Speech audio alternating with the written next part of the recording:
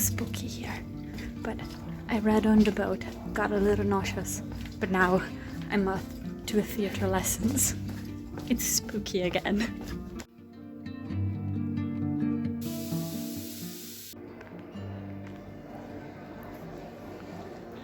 Haha, guess who's crying? Because happy people get to be happy.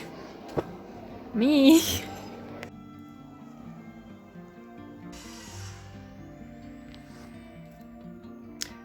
It's getting so good. I don't want to finish it. I don't want to finish it and then not have any less. Which sounds weird. But yeah. I don't want to finish it. It's back on the train time.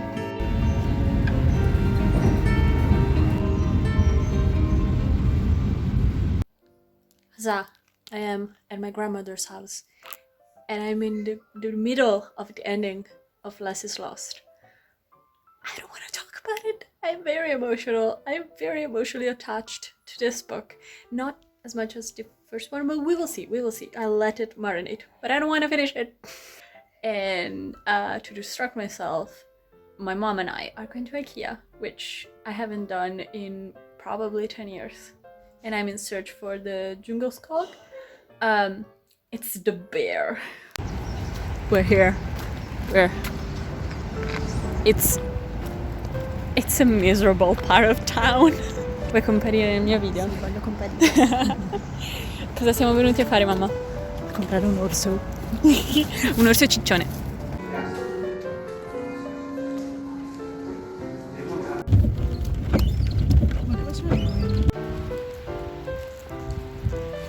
It's still raining. Fucking pianura padana. I think he likes it.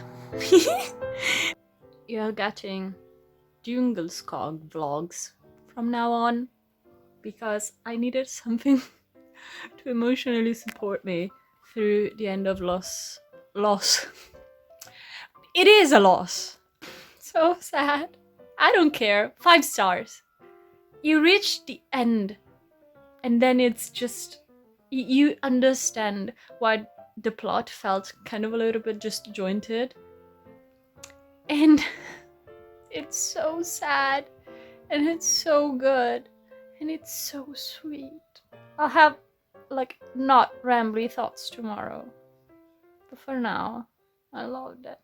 So I finished Less is Lost. It's right there alongside Less, which, of course. My thoughts are very clear at this moment, but I'm having trouble putting them out because I love that book, but not up until 3/4 of it. So let me explain. You start Less is Lost, I believe, some kind of years after Less. And again, Less, if you read the first book, Less had to go on a journey all around Europe and some part of North and South America. And in this book, Less again has to go on a journey, but this time only through the US. And you go through this voyage with them and you're like, this is incredibly well written because the writing is incredible. Andrew Sean Greer writes these phrases which are hilarious and deep and soulful. Love them. But you are, where is kind of the plot going? There's this like very thin fil rouge that connects all the locations, but it's not really there. And then you get to the last 1/4 of the book, which explains everything. It puts context into everything. And I cried in the last chapter. It was quick. It was very, very quick, intense, and just wonderful book. If you've ever been down on yourself for not having aim in your life and not really know how to love other people, the duology Less and Less is Lost is the books that you have to read. So now what I'm going to do, I have 2 other like most anticipated releases. One that came on my birthday 2 days ago. It's Greywaren by Maggie Stiefvater. This is the last book in the Dreamer trilogy in which we follow Ronan, which is one of the protagonists of the Raven Boys. Here, I love the Raven Boys cycle. There are 4 books, incredibly written. Again, those are books that are entirely character driven. The plot is very thin, even though it's very interesting. Here, there's a little bit, well, a lot more plot. It's very fast-paced, but the writing is so slow and atmospherical, and it creates this dissonance, which I actually kind of like. So I'm following these books, and I cannot wait. And then I have the audiobook for the Atlas Paradox. But I'm actually listening to another audiobook because I have like priority for my library. So I think I'm going to start this book. Hi, I look like death. I know, it's because I feel like it. I was supposed to go to classes this morning and I got sick. Really sick with an allergic reaction. So I am home right now in my pajama. But the good news is that I'm feeling way better right now. So I have a lot of time to read Greywaren. So far, I have to get used to Maggie Stiefvater's writing back again, because what I was reading before was very different. But things are happening. Nobody knows where Ronan is. I'm mildly scared.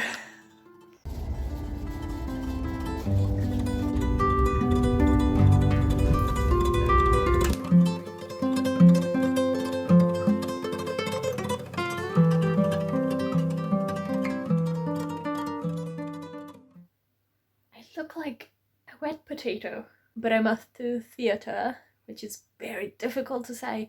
I'm doing theater classes, and I'm going to take Greywaren with me and hopefully get to the last chunk.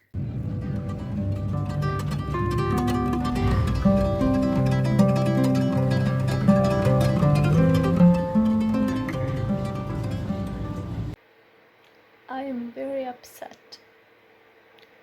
There's just like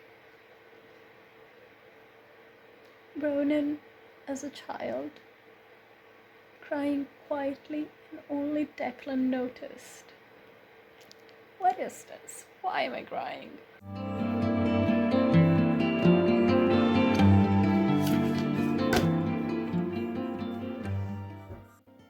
I finished Greywaren. I don't want to talk about it.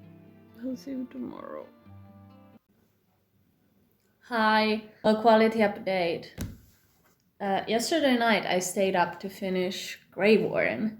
Best decision of my life. I finished it. I cried. I went on to Goodreads, wrote, "That was a lot of damage," gave it 5 stars.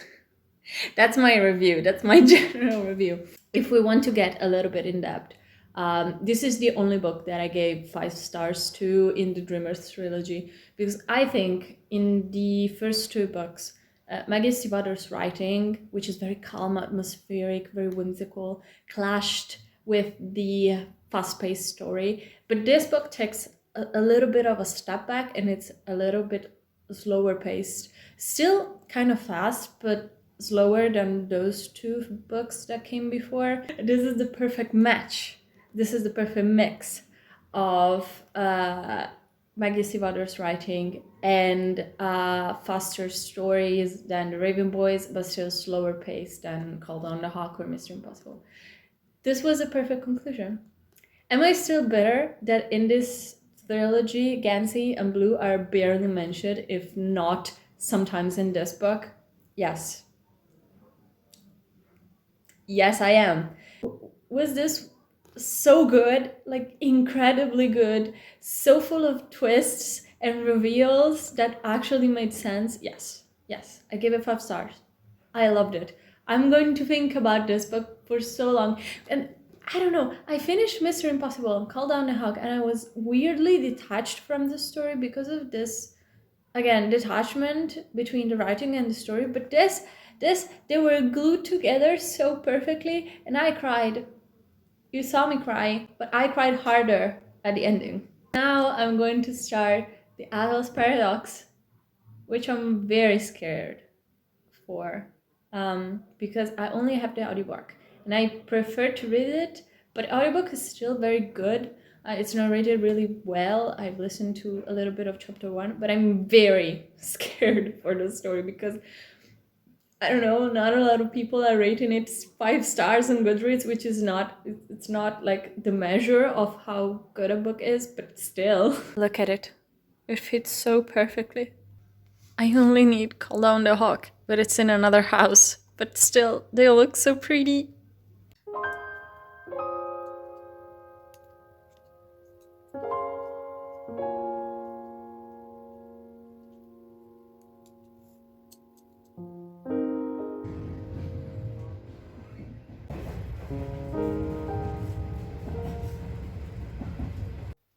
Hi, update. I am at my grandmother's house and I started the Atlas Paradox on audiobook, but unfortunately the audiobook version of Parisa doesn't do it justice. They have a cast for each character, they're all doing great, but Parisa's accent really clashes with my perception of it, of her, and so I switched to the ebook. Much better, much smoother reading experience. And also, I received a package, which I'm kind of torn about it because I bought this book online. It was a library copy that was listed as being in pristine condition. It's really not, but I paid it super cheap, so it's okay. It's a brick. It weighs so much, but it's Dark Age by Pierce Brown. Look at it. Look at it. So this series, fortunately in Italian, only the first, I think, 4 volumes of this series were translated. And Dark Age never got a proper translation, never got here. I don't know why. Italy doesn't like hit sci-fi right now, so I had to buy it in English. It's so massive, and everybody told me that the title really does reflect the content of the book. It's really dark, the Dark Ages. It's very sad, and I'm not prepared for it. Can you hear the concert that my oven is making? I'm only making soup. Why are you playing the drums? Anyway, ignore that.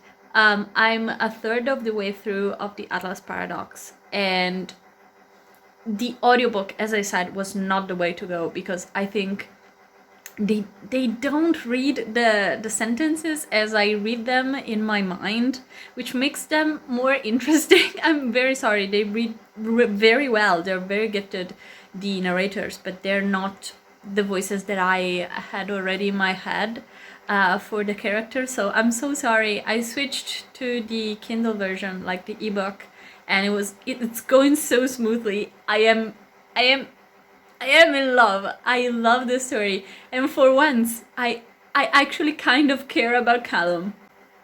I know, shocking. Parisa, not so much. I'm loving it. And the fact that it's, for now, about entropy, which is something that really was tough to comprehend as a child in middle school. But now, as I am in university in a STEM class, in a STEM major, it's what I work with every day tangentially. It's very cool.